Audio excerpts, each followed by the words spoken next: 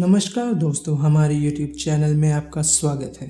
दोस्तों, आज हम आपको रामायण से जुड़े उन 13 रहस्यों से अवगत कराएंगे जिनके बारे में आमजन बहुत कम जानते हैं या फिर जानते ही नहीं।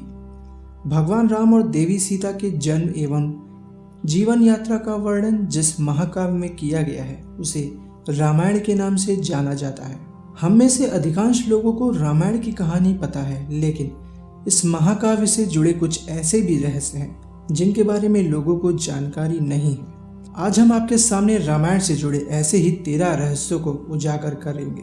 ऐसा माना जाता है कि मूल रामायण की रचना ऋषि वाल्मीकि द्वारा की गई थी, लेकिन कई अन्य संतों और वेद पंडितों जैसे तुलसीदास, संत एकानाथ आदि ने इसके अन्य संस्करणों में भी इसकी रचना की है।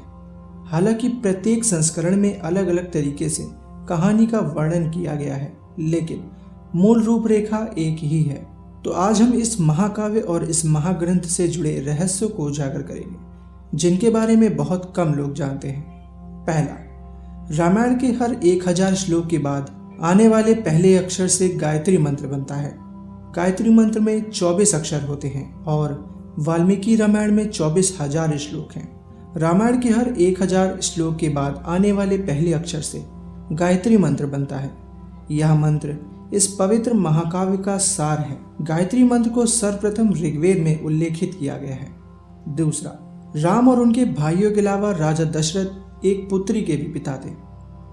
श्री राम के माता पिता और भाइयों के बारे में तो सभी जानते हैं, लेकिन बहुत कम लोगों को यह मालूम है कि राम की एक बहन भी थी जिनका नाम शांता था। वे आयु में चारों भाइयों से काफ़ी बड़ी थी।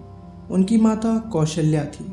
ऐसी मान्यता है कि एक बार अंग देश के राजा रोमपद और उनकी रानी वर्षणी अयोध्या आए।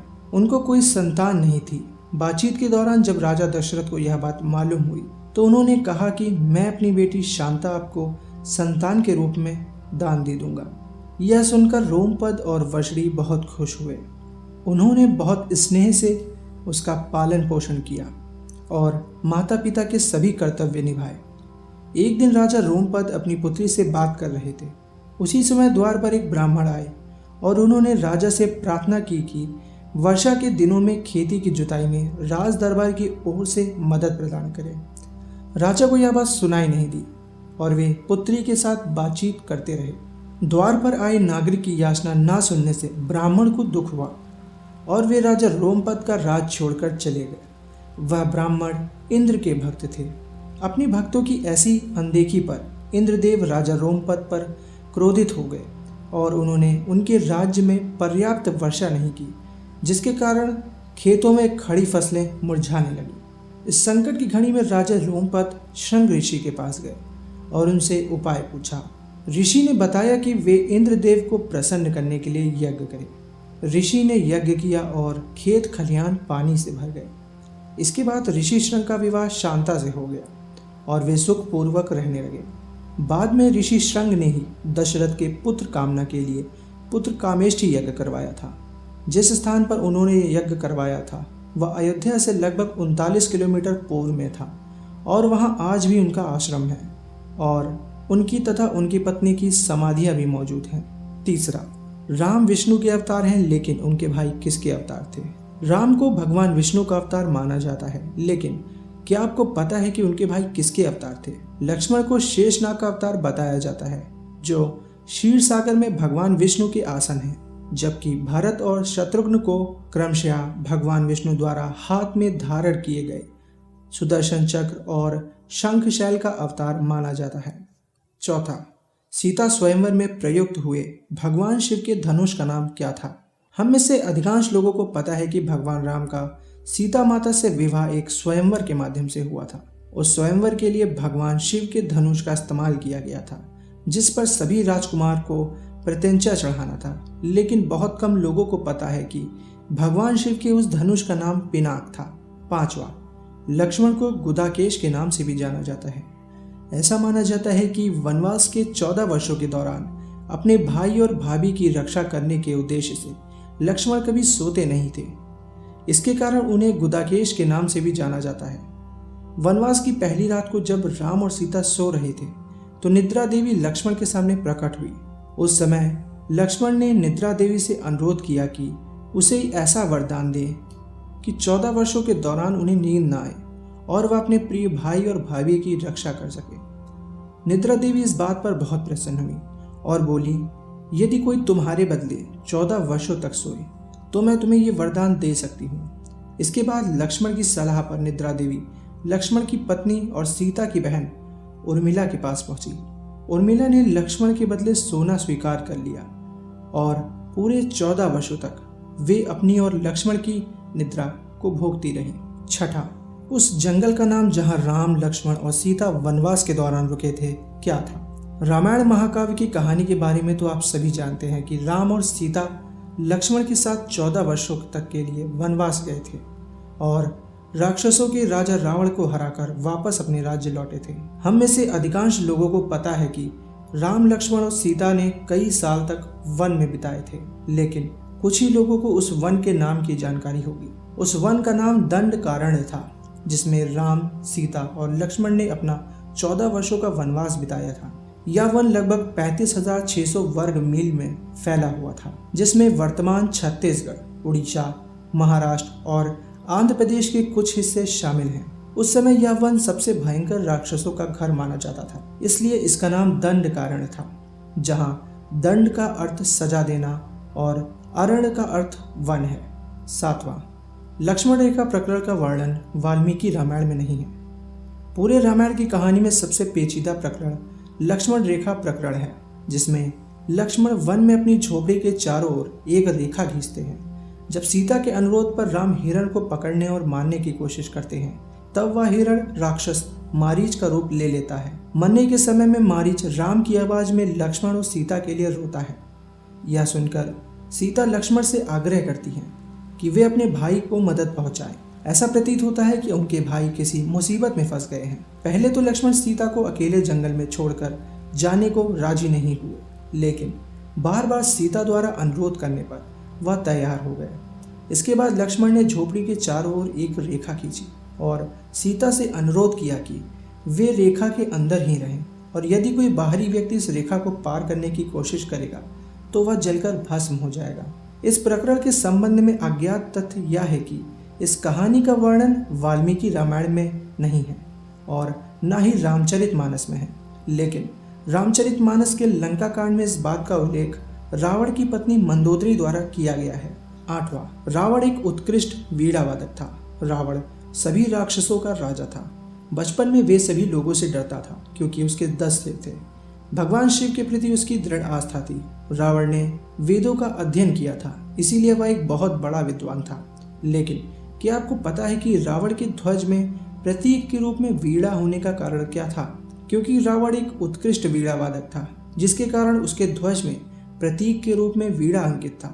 हालांकि रावण इस कला को ज्यादा तवज्जो नहीं देता था, लेकिन उसे यंत्र बजाना पसंद था। नवा, इंद्र के ईर्ष्यालु होने के कारण कुंभकर्ण को सोने का वरदान प्राप्त हुआ था। रामायण में एक दिलचस्प कहानी हमेशा सोने वाले कुंभकर्ण की है। कुंभकर्ण रावण का छोटा भाई था, जिसका शरीर बहुत ही विकराल था। इसके अलावा वह बहुत पेटू भी था। रामायण में वर्णित है कि कुंभकर्ण लगातार 6 महीने तक सोता था और सिर्फ एक दिन खाने के लिए उठता था और फिर पुनः 6 महीने के लिए सो जाता था। लेकिन क्या आपको पता है कि कुंभकर्ण को सोने की आदत कैसे लगी थी? एक बार एक यज्ञ की समाप्ति पर प्रजापति ब्रह्मा कुंभकर्ण के सामने प्रकट हुए और उन्होंने कुंभकर्ण से वरदान मांगने को कहा। इंद्र को इस बात से डर लगा कि कहीं कुंभकर्ण वरदान में इंद्रासन ना मांग ले, अतः उन्होंने देवी सरस्वती से अनुरोध किया कि वह कुंभकर्ण की जीवा पर बैठ जाए, जिससे कुंभकर्ण इंद्रासन के बदले निद्रासन मांग ले।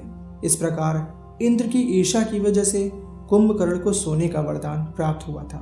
10वां, नासा के अनुसार रामायण की कहानी और आदम का पुल एक दूसरे से जुड़े हुए हैं। रामायण की कहानी के अंतिम चरण में वर्णित है कि राम और लक्ष्मण ने वानर सेना की मदद से लंका पर विजय प्राप्त करने के लिए एक पुल का निर्माण किया था। ऐसा माना जाता है कि यह कहानी लाखों वर्ष पहले की है। हाल ही में नासा ने एक पाक जलडमरू मध्य में श्रीलंका और भारत को जोड़ने वाले एक मानव निर्मित प्राचीन पुल की खोज की है और शोधकर्ताओं और पुरातत्वविदाओं के अनुसार इस पुल के निर्माण की अवधि रामायण काल में वर्णित पुल के निर्माण से मिलती है।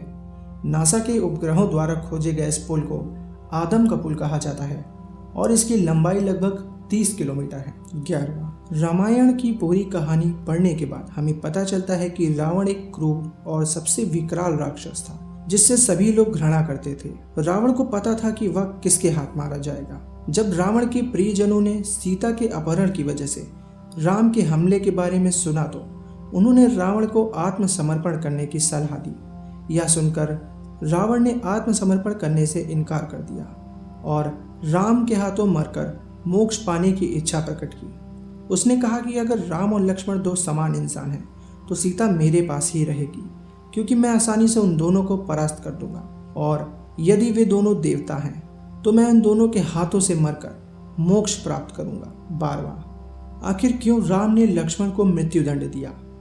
रामायण में वर्णित है कि श्री राम ने अपने जान से प्यारे अपने भाई लक्ष्मण को मृत्युदंड दिया था। यह घटना उस वक्त की है जब श्री राम लंका विजय के बाद अयोध्या वापस आए थे और अयोध्या के राजा बन गए थे। एक दिन यम देवता कोई महत्वपूर्ण चर्चा करने के लिए श्री राम के पास आए। चर्चा प्रारंभ करने से पूर्व उन्होंने भगवान राम से कहा कि आप मुझे वचन दें कि जब तक मेरे और आपके बीच वार्तालाप होगी हमारे बीच कोई नहीं आएगा, और जो आएगा उसे आप मृत्युदंड देंगे। इसके बाद राम लक्ष्मण को यह कहते हुए द्वारपाल नियुक्त कर देते हैं कि जब तक उनकी और यम की बात हो रही है वह किसी को भी अंदर ना आने दें, अन्यथा वे उसे मृत्युदंड दे देंगे। लक्ष्मण भाई की आज्ञा मानकर द्वारपाल बनकर खड़े हो गए। लक्ष्मण को द्वारपाल बने कुछ ही समय बीता था कि वहां पर ऋषि दुर्वासा का आगमन हुआ। जब दुर्वासा ने लक्ष्मण से अपने आगमन के बारे में राम को जानकारी देने के लिए कहा तो लक्ष्मण ने विनम्रता के साथ उन्हें मना कर दिया। इस पर दुर्वासा क्रोधित हो गए तथा उन्होंने संपूर्ण अयोध्या को श्राप देने की बात कही। लक्ष्मण ने शीघ्र ही यह निश्चय कर लिया कि उनको स्वयं का बलिदान ही देना होगा ताकि वह नगरवासियों को ऋषि के श्राप से बचा सके, और तब उन्होंने भीतर जाकर ऋषि दुर्वासा के आगमन की सूचना दी।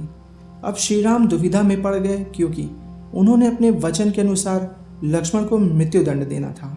इस दुविधा की स्थिति में श्री राम ने अपने गुरु वशिष्ठ का स्मरण किया और कोई रास्ता दिखाने को कहा। गुरुदेव ने कहा कि अपनी किसी प्रिय वस्तु का त्याग उसकी मृत्यु के समान ही है, अतः तुम अपने वचन का पालन करने के लिए लक्ष्मण का त्याग कर दो। लेकिन जैसे ही लक्ष्मण ने सुना उन्होंने राम से कहा कि आप भूल कर भी मेरा त्याग नहीं करना। आपसे दूर रहने से अच्छा है कि मैं आपके वचन का पालन करते हुए मृत्यु को गले लगा लूं। ऐसा कहकर लक्ष्मण ने अपनी पत्नी उर्मिला के साथ जल में समाधि ले ली। 13वां, राम ने सरयू नदी में डुबकी लगाकर पृथ्वी लोक का परित्याग किया था। ऐसा माना जाता है कि जब माता सीता ने पृथ्वी के अंदर समाहित होकर अपने शरीर का परित्याग किया था तो उसके बाद राम ने सरयू नदी में जल समाधि लेकर पृथ्वी लोक का परित्याग किया था। तो दोस्तों, आज की इस वीडियो में इतना ही। कमेंट सेक्शन में जय श्री राम लिखना ना भूलें। धन्यवाद।